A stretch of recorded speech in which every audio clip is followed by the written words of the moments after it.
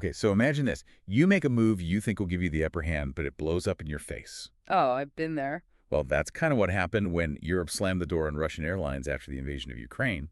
They were aiming to hit Russia's economy, but did they?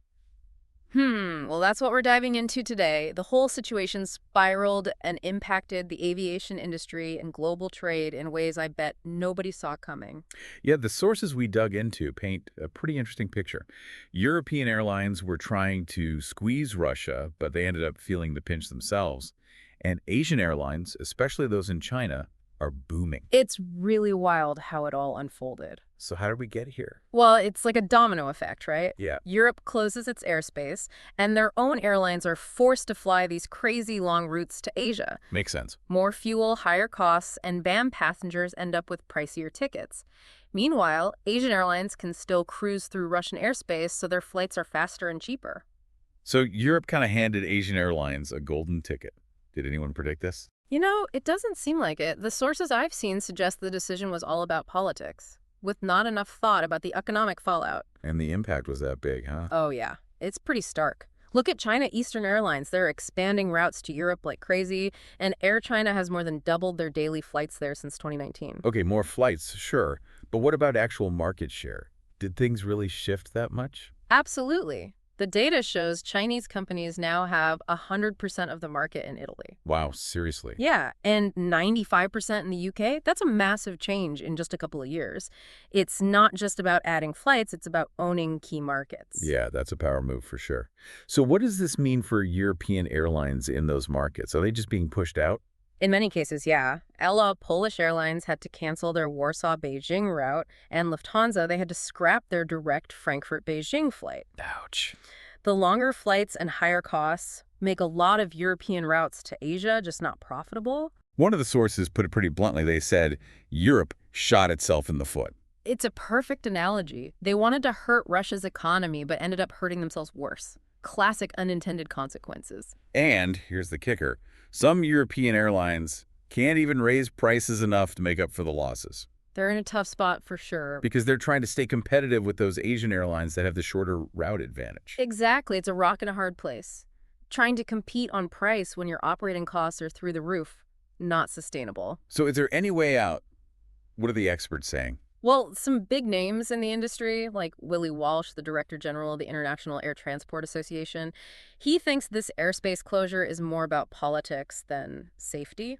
Okay. He and others are calling for a more balanced approach, maybe reopening the airspace or finding ways to level the playing field for European airlines. That makes sense. But is it realistic with all the political tension? It seems tricky to untangle. Yeah, no doubt. It's a big mess of politics and economics.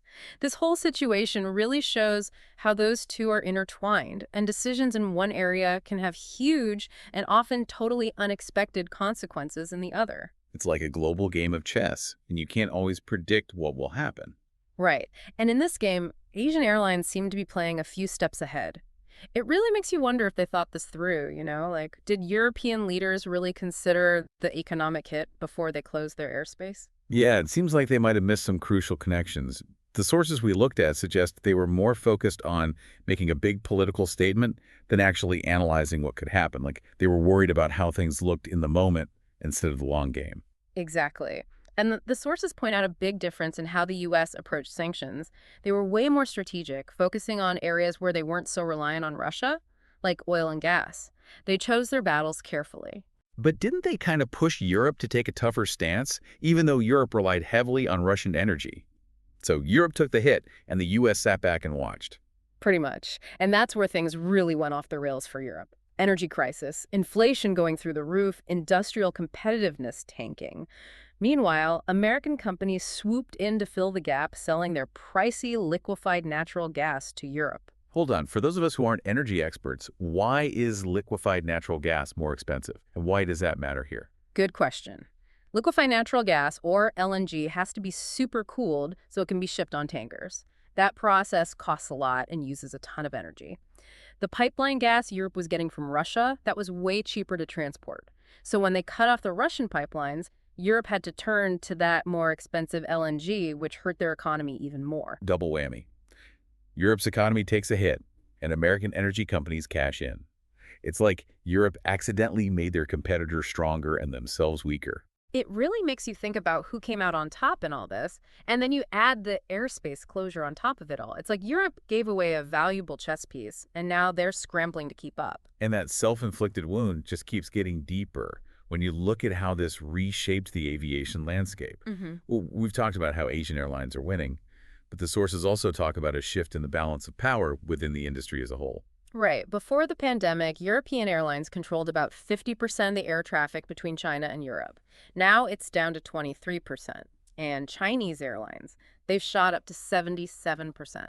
That's a crazy turnaround in just a few years. Yeah. It's like Europe's decision helped create a more powerful competitor in the global aviation market without even meaning to. Exactly. And it raises a big question. Can Europe really afford to keep this self-inflicted disadvantage going? Or will they have to find a way to level the playing field? Some experts are saying Europe might have to bite the bullet and negotiate with Russia to reopen the airspace. But with all the political baggage, that seems like a minefield. It definitely shows the tough spot European leaders are in. They have to weigh the economic pain of the airspace closure against the political fallout of talking to Russia. Short-term political wins versus long-term economic stability. It's a classic dilemma playing out on a global scale, and it's impacting the entire aviation industry and beyond. It really highlights how important it is to have a more nuanced and strategic approach to these global conflicts. It's like chess. You have to think several moves ahead and consider the ripple effects of what you do. Absolutely. We can't just make decisions based on emotions or what we want right now. We have to think about the potential consequences and unintended outcomes, especially in a world where everything's connected. Because in a system where everything's linked, even what seems like a small decision can set off a chain reaction that changes the whole global landscape. And sometimes those ripple effects come back to bite you in the most unexpected ways. Like that boomerang analogy, what you throw out can come right back at you with a lot more force than you expected. It's amazing how a political decision can have such crazy economic side effects and even end up helping the very people they were trying to target. Yeah, and it looks like this is all happening while bigger geopolitical stuff is shifting around too. What do you mean? Well, the sources talk about how China's becoming this economic superpower, and at the same time, Europe's dealing with its own internal issues and economic uncertainty. So this whole airline situation is kind of a mini version of what's going on globally, right? Yeah. China's playing the long game while Europe's trying to figure out its next move. It's an interesting contrast for sure. And aviation is just one area where this is happening. But let's circle back to the European airlines for a sec. We've talked about the challenges, but is there any way out for them? Can they adapt to this new reality and still compete? Yeah, what did the sources say about that? They don't exactly have a magic solution, but they do say European airlines need to think outside the box and be strategic if they want to survive. It's about being flexible and innovative, not just doing things the old way. Like, maybe they could focus on building more fuel-efficient planes to deal with those longer flights.